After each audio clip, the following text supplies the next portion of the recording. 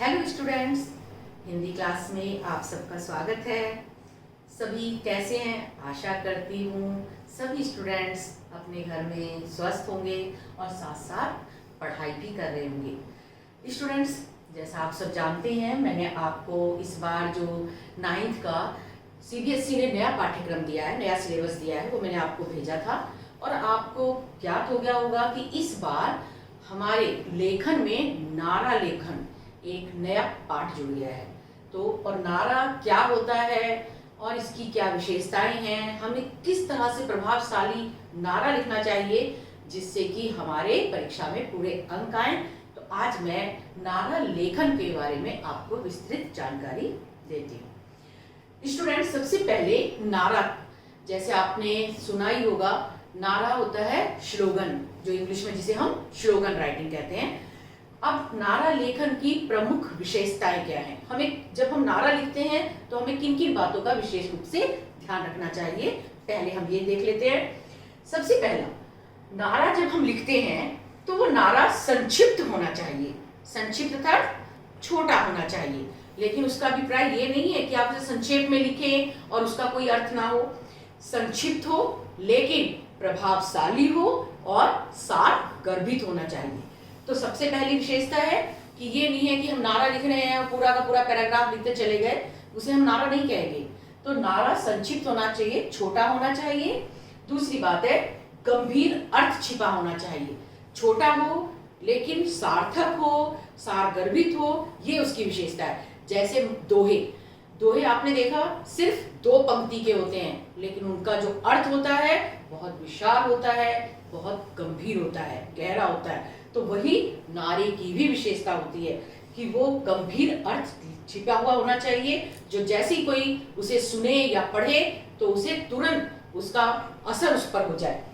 फिर है नंबर 3, 1 या 2 पंक्तियों का हो सकता है। नारा 1 पंक्ति का भी हो सकता है और 2 पंक्ति का भी हो सकता है, इससे बड़े नारे नहीं होते हैं।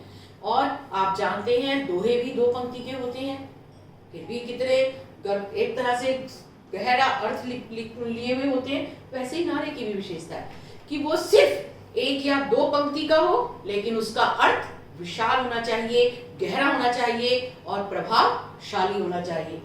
नंबर 4, लय युक्त नारे जल्दी ही जबान पर चढ़ जाते हैं। ये आप अच्छी तरह जानते हैं, जब भी कभी इलेक्शन होते हैं तो आपने देखा कि सड़कों पर भी हर कोई पार्टी वाला अपने नारे इतनी अच्छी लय में गाते हैं और वो सबको अपनी ओर आकर्षित कर लेते हैं, इतने प्रभावशाली नारे होते हैं। तो ये नारे की विशेषता है कि वो लय युक्त होने चाहिए।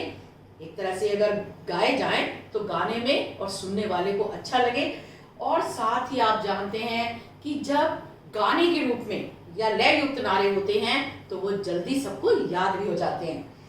नंबर 5, अत्यंत सरल शब्द हो, लोकप्रिय हो और प्रचलित शब्द हो।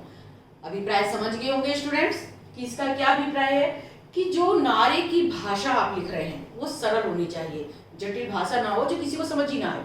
बहुत ही सरल शब्दों में लिखिए और ज्यादातर उन शब्दों का प्रयोग करिए जो लोकप्रिय हो, जिन्हें आम बोलचाल की भाषा में जनता प्रयोग करती हो, इससे उन्हें आसानी से समझ में आ जाएगा।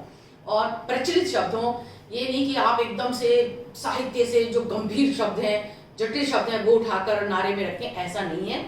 नारे में ऐसे शब्दों का प्रयोग होना चाहिए जो बहुत ज्यादा सरल हो, साथ ही लोकप्रिय हो, जनता के अगर जनता उसे सुने तो उन्हें आराम से समझ में आ जाए और प्रचलित भाषा जो हमारी है उसी में हो। ये नहीं कि हमने संस्कृत का और ऐसे ऐसे शब्दों का प्रयोग कर दिया कि उन्हें समझ ही ना आए, तो वो प्रचलित शब्द होने चाहिए।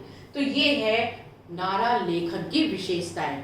तो उम्मीद करती हूँ स्टूडेंट्स ये विशेषताएं आपको समझ में आ गई होंगी कि नारा संक्षिप्त होना चाहिए, छोटा होना चाहिए, उसमें जो हम नारा दे रहे हैं उसका अर्थ बहुत गंभीर होना चाहिए, अर्थात छोटा हो, गंभीर हो, 1 या 2 पंक्तियों का हो, लय युक्त नारे होने चाहिए। अगर हो सके तो बहुत अच्छी बात है, लय युक्त हो तो वो जल्दी सबकी जबान पर आ जाते हैं और जल्दी प्रचलित हो जाते हैं। उनकी भाषा जो है वो शब्द सरल भाषा में हो, लोकप्रिय हो और साथ में प्रचलित हो। कुछ उदाहरण मैंने आपको सामने दे रखे हैं, आप उन उदाहरणों को देखिए कि जो नारा लेखन के उदाहरण हैं। पहला, बिजली चोरी भ्रष्टाचार इसका करो सदा परिहार। और दूसरा मेरे सामने लिखा हुआ है, स्टूडेंट्स आप पढ़े होंगे, स्वच्छता का जहां बसेरा, खुशियों का वहां सवेरा। और तीसरा लिखा है, जल है तो कल है।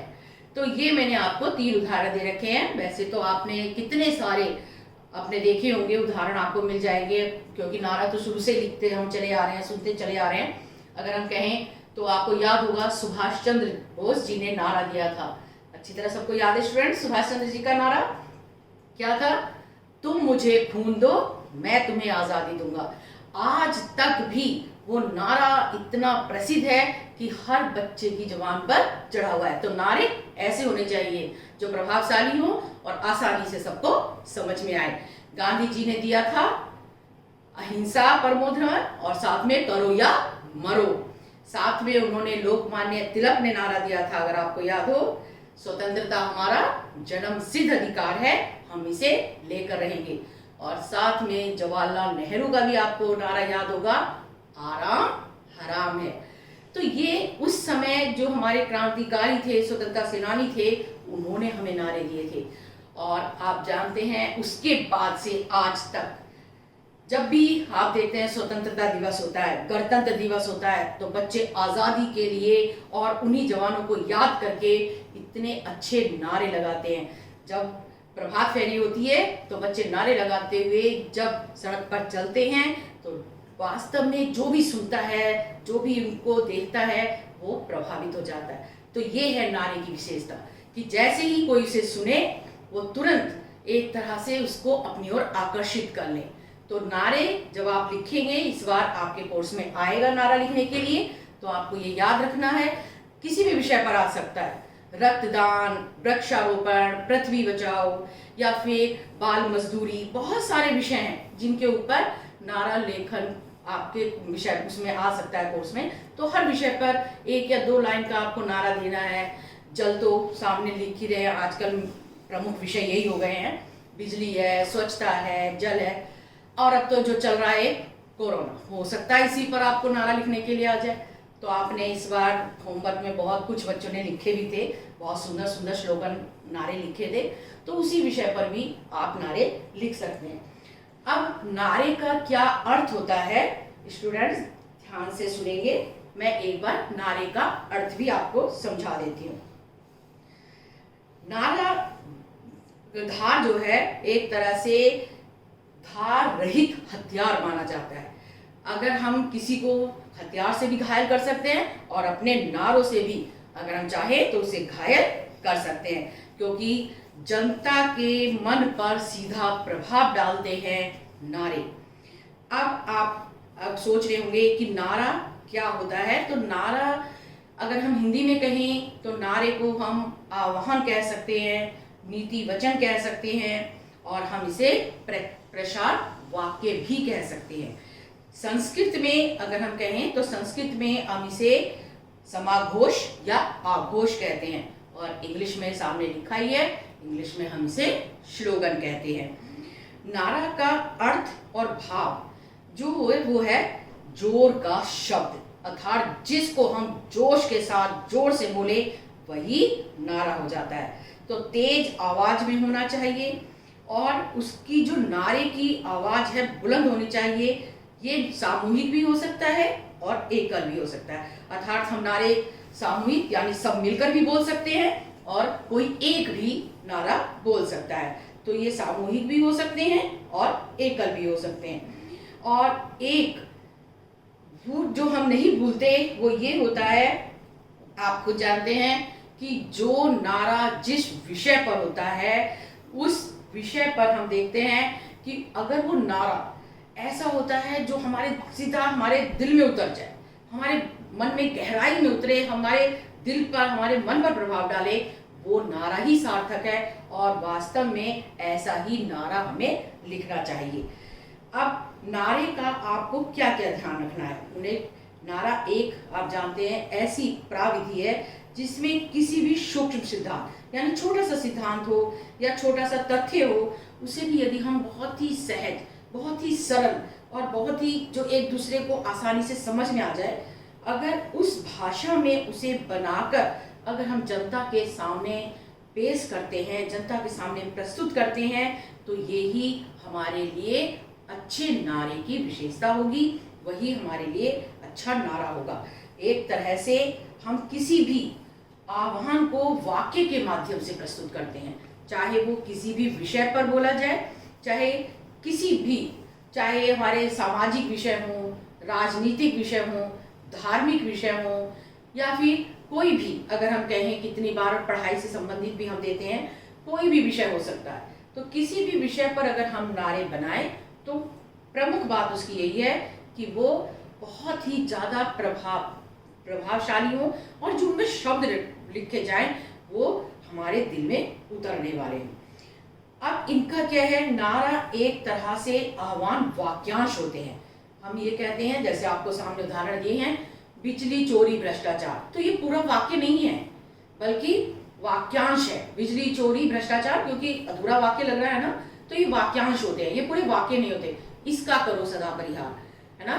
तो ये जो नारे होते हैं ये अपने आप में आह्वान वाक्यांश होते हैं, विभिन्न विषयों से संबंधित होते हैं। जैसे मैंने आपको बताया, चाहे वो किसी भी राजनीतिक, सामाजिक, धार्मिक किसी भी विषय पर हो सकते हैं, और साथ में जो भी विषय है, विषय से संबंधित समाज में किसी भी तथ्य की विशेषता स्थापित करना इन नारे का काम होता है।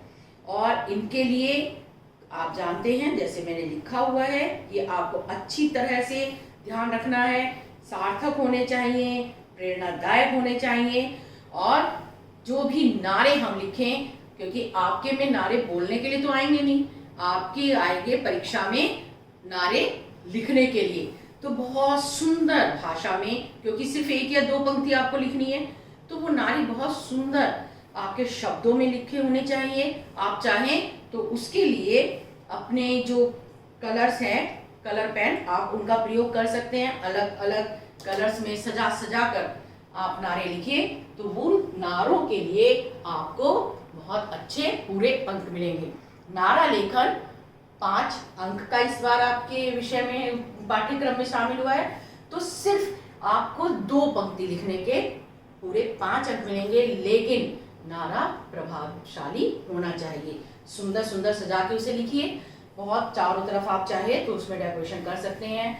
जो भी आप लाइन लिखें वो बड़ी बड़ी होनी चाहिए। ये भी छोटा सा आपने पंक्ति में लिख दिया, उसको थोड़ा सा बड़ा करके लिखना, और जो विषय आपको दिया जाए उस पर बहुत सुंदर ढंग से, सुंदर राइटिंग में और बहुत सरल, प्रचलित और एक तरह से जो सार गर्भित हो, ऐसे उसका शब्दों का प्रयोग करिए। तो आज मैं समझती हूँ स्टूडेंट्स, आपको नारा लेखन समझ में आ गया होगा। नारा लेखन क्या है? Slogan writing. और ये आप बचपन से बोलते आ रहे हैं, सुनते आ रहे हैं, तो आपको इस बार 5 नंबर का आपके इसमें यही विषय है, नारा लेखन। इसकी विशेषताएं मैं आपको समझा चुकी हूँ, 3 उदाहरण भी मैंने दिए हैं, और कुछ उदाहरण जो पहले से आपने सुने हैं नारे, उनको भी मैंने आपको समझा दिया है। तो जो भी आता है आप उस विषय पर अच्छे ढंग से नारे लिखेंगे, ऐसी मैं आशा करती हूँ। तो स्टूडेंट्स, आज आपका ये हो गया है। इसकी जो भी नोट्स वगैरह हैं, इनके कुछ उदाहरण मैं आपको नोट्स में भेज दूंगी। आप अपना जो भी काम करते हैं उसे साथ साथ सेंड करते रहिए, जिससे चेक होता रहे। Okay students, thank you so much.